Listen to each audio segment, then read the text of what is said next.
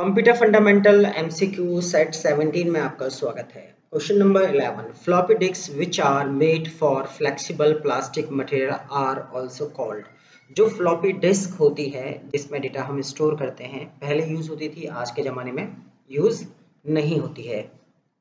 तो जो floppy disk होती है, ये फ्लॉपी डिस्क एक फ्लेक्सिबल प्लास्टिक मटेरियल की बनी होती है। इसको दूसरे नाम से भी बोला जाता है या पुकारा जाता है। इसका कोई दूसरा नाम भी है, वो नाम क्या है? तो वो है disc tales.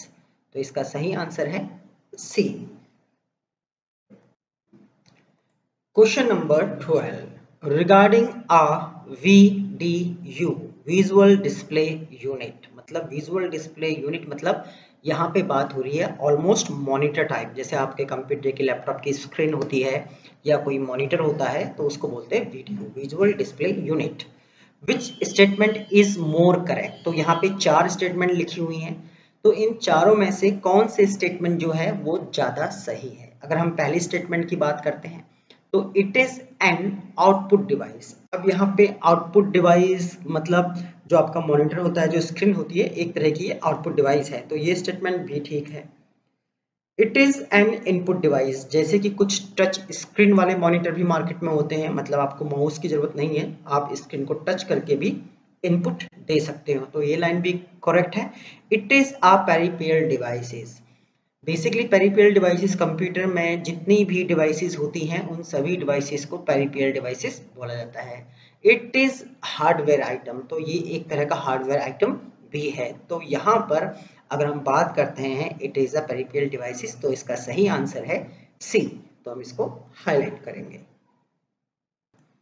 Question number 13, what is the name of the computer terminal which give you paper output. मतलब वो computer terminal which give you, ऐसा कंप्यूटर का कौन सा टर्मिनल है जो आपको पेपर पर आउटपुट देता है, उसको क्या बोलते हैं? उस टर्मिनल को क्या आप बोलेंगे? उस पर्टिकुलर वर्ड को आप क्या बोलेंगे?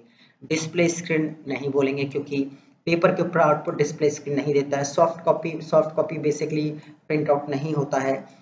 Hard copy material, hard copy मतलब आपको जब भी आप पेपर के ऊपर कोई प्रिंट लेते हैं तो एक तरह का वो हार्ड कॉपी मटेरियल होता है। प्लॉटर, जिस तरीके से प्रिंटर होता है उसी तरीके से प्लॉटर भी होता है, तो इसका सही आंसर है C. Dot matrix is a type of, dot matrix basically एक प्रिंटर का नाम है, तो यहाँ पे जो सही आंसर है प्रिंटर। तो डॉट मैट्रिक्स एक प्रिंटर होने की वजह से इसका सही आंसर है B. The two kind of main memory are, दो तरह की main memory, primary and secondary. देखो प्राइमरी जो यहाँ पे बात हो रही है मेन मेमोरी की, तो एक प्राइमरी तो आपकी मेन मेमोरी है पर सेकेंडरी मेन मेमोरी नहीं होती है। रैंडम एंड सिक्वेंशियल, ये भी आपका रैंडम तो ठीक है पर सिक्वेंशियल ये नहीं है। रोम एंड रैम, जो रोम एंड रैम है ये आपकी एक तरह की मेन प्राइमरी मेमोरी है, तो इसका जो सही आंसर है वो है सी।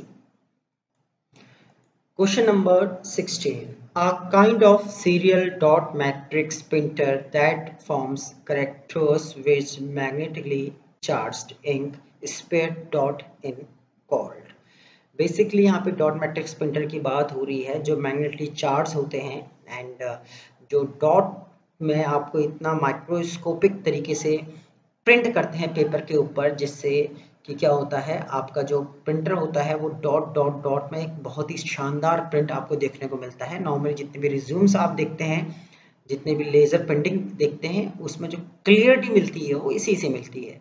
तो इस तरह के प्रिंटर को हम बोलते हैं इंकजेट प्रिंटर, तो इसका सही आंसर है बी।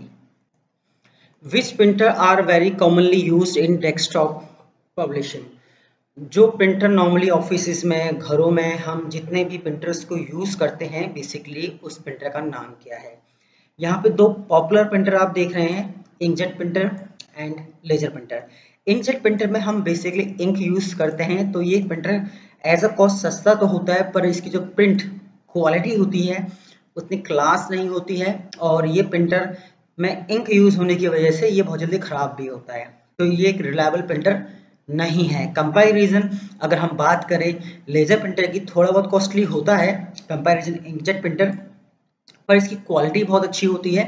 और दूसरा इसमें ये भी है कि इसमें जो आप इंक रिफिल कराते हो वो बहुत सस्ता आपको पड़ता है। इस वाले प्रिंटर में पर पेज आपको 1 रुपये से ज़्यादा की कॉस्टिंग आती है, पर इस वाले प्रिंटर में पर पेज ये आपको पैसों में चार्ज होता है। तो बेसिकली बहुत ज़्यादा चीप होने की वजह से एंड बहुत ज़्यादा आपको सस्ता पड़ने की वजह से जितना भी हमारा डेस्कटॉप पब्लिशिंग है उस जगह पर लेजर प्रिंटर को यूज़ किया जाता है।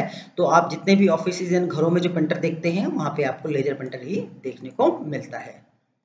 An output device that use word or message recorded on magnetic medium to produce audio response is basically जो आपका मैग्नेटिक टेप होता है जहाँ पे आप कोई मैसेज को रिकॉर्ड करते हैं और उस रिकॉर्ड किए मैसेज को पुनः सुनने के लिए या उसको यूज करने के लिए जो प्रक्रिया यूज होती है उस प्रक्रिया को हम क्या बोलते हैं? तो उसका सही आंसर है B, voice response unit.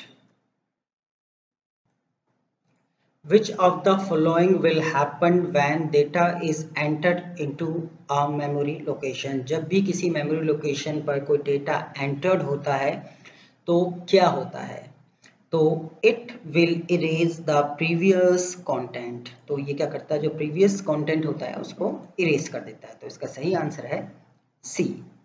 A storage area used to store data to compensate for the difference in speed at which the different units can handle data is। Normally जब भी आप किसी डेटा को क्या करते हैं, कहीं पर स्टोर करते हैं या कोई डेटा ऑन इंटरनेट आप उसको यूज़ करते हैं या इंटरनेट पे आप कुछ सुन रहे हैं या कुछ देख रहे हैं, तो डेटा आपके मेमोरी में पहले स्टोर होता है, उसके बाद वो आपकी स्क्रीन पर चलना स्टार्ट होता है। तो डेटा में क्या होता है, कभी लैग होता है, कभी स्लो होता है, कभी फास्ट होता है। तो उसको मेंटेन करके, मतलब उस डेटा को मेंटेन करके बिना किसी डेटा आपको बिना किसी लैग के दिखे, डेटा आपको प्रॉपर कोई भी वीडियो या कोई भी ऑडियो आपको प्रॉपर आपको सुनाई दे, तो उसको मैनेज करने की जो प्रक्रिया है, कंप्यूटर जिस प्रक्रिया का यूज करता है उसे बोलते हैं बफर। तो इसी वजह से आप जब भी इंटरनेट से कोई वीडियो देखते हैं या ऑडियो सुनते हैं या किसी डेटा को कंप्यूटर में स्टोर करते हैं, तो उस डेटा को मैनेज करने के लिए जो कंप्यूटर टेक्निक यूज करता है या कंप्यूटर XYZ जो भी एल्गोरिथम यूज करता है या कुछ भी कंप्यूटर यूज करता है, तो उस पूरी प्रक्रिया को बफर बोला जाता है। तो चलिए मिलते हैं सेट 18 में नेक्स्ट वीडियो में।